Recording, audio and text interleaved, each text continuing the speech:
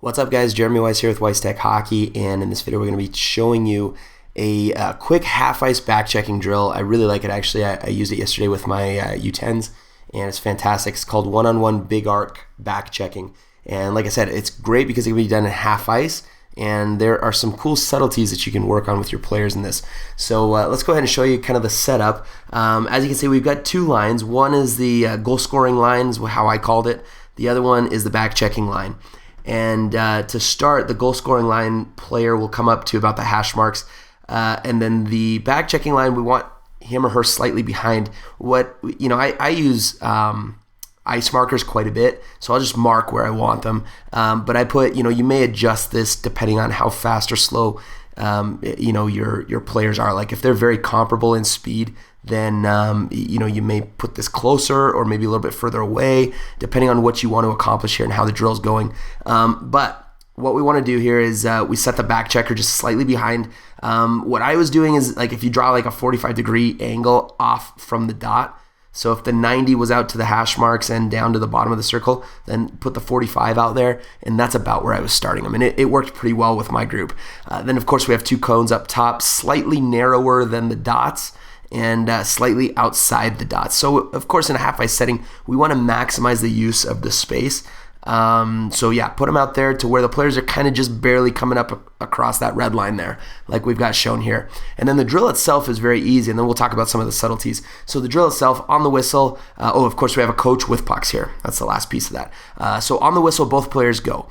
And the goal scorer is trying to get up and around and back to a goal-scoring position. And then the coach will be trying to pass to the goal scorer. The back checker is trying to, they both have to go up and around both cones, and then the back checker is trying to stop any pass from the coach. So the back checker is trying to interfere with the pass from the coach. And and that's it. So it's a one-timer shot. We want it to be, quick pace. The nice thing about this is you can send the next group. One of the big trials, kind of concerns about half-ice practices is keeping your players going at a good pace, because you do have a more limited space. So the nice thing about this is you can send the next group when the first two get to about the first cone there, and so you can keep the players running at a quicker clip. If you're working with older guys and they're coming through quicker, you may put two coaches here so that you've got both coaches have a chance to make a decent pass there.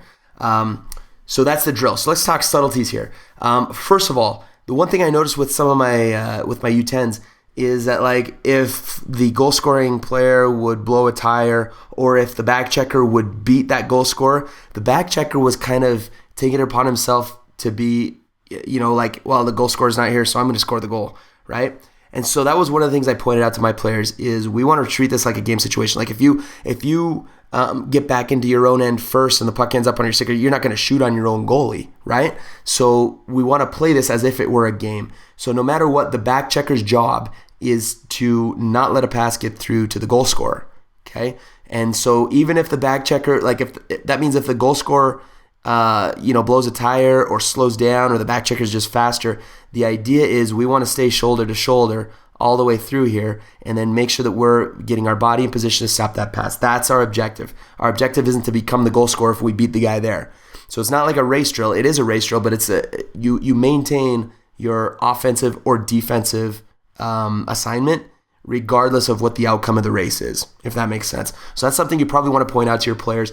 Of course, I have them switching lines every time they go. So if they're the goal scorer on the first time, the next time they jump back into the back checking line, and they're going both directions. The next thing that was a nice little subtlety of this that I've been really trying to drive home with my players. In fact, I did a post about this a little while ago about it's not a race to the puck, it's a race to the lane to the puck. And that holds true with any time we're racing. So in this case, and it didn't take too long for the players to figure this out, in this case it's actually three races. It's a race to the first cone. So whoever gets that first cone, if they can cut the other player's lane off, they're gonna have an advantage. So it's a race to the first cone, and then it's a race to the second cone. So if they can cut, like for example, if we ran this line just like this blue player is running, so cut the inside and then kind of come out and then cut the inside again. So it's a race to the first cone, It's a race to the second cone to get the lane, right? That's what we're talking about.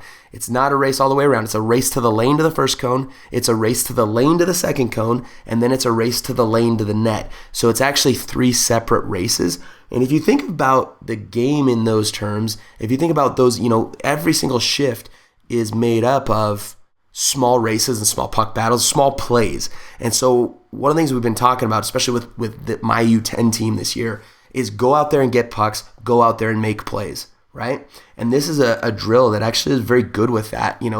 They kind of get the idea. If I can get, if I'm the goal scorer, if I can get to that cone first and cut the inside lane there, then that cuts this guy off. He has to slow down to get around that cone. If I can get to the next cone and cut it, then now I'm home free to the net. And again, it's a race to the net. So if these guys are coming around, and if it's like shoulder to shoulder battling the whole way, well, now it becomes a question of that goal scorer getting inside the back checker. It's actually becomes like a foot race and a battle, a jostling for body position on the way to the net. And that's another subtlety that again, for such a simple drill, it's actually a very nice way, a very nice mechanism of teaching some of these concepts of take away the skating lane of the opponent and you'll have the advantage.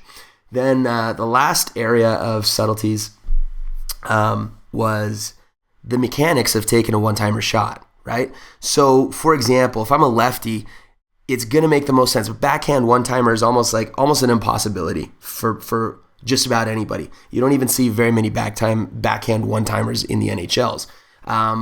So if you're a lefty in this case, then you want to get yourself in body position and then open up maybe into a mohawk, or you're going to have to shift your hips open to where you can receive that puck on your forehand. It's actually going to be the strongest way of taking a one-timer. Like that is the optimal, the ideal positioning to take a one-timer. So what would normally be your backhand side, but you open up into it. Sorry about that. I forgot to set my computer on to do not disturb. There was a quick phone call coming through.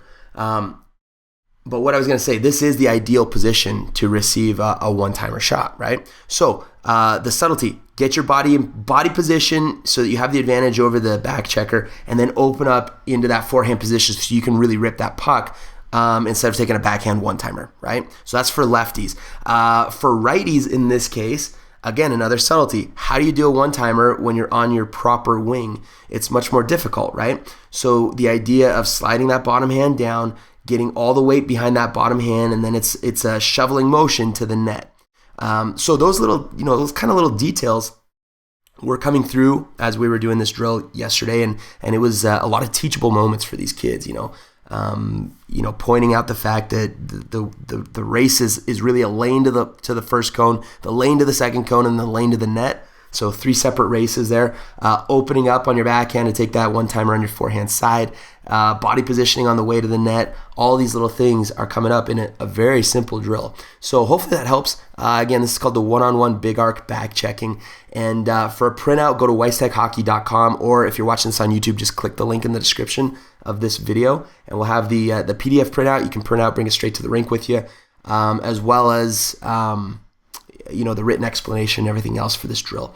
So hopefully that helps. And of course, visit us at weisstechhockey.com for more drill skills, other coaching material, things that'll help you to improve your game as a coach and take your players to the next level.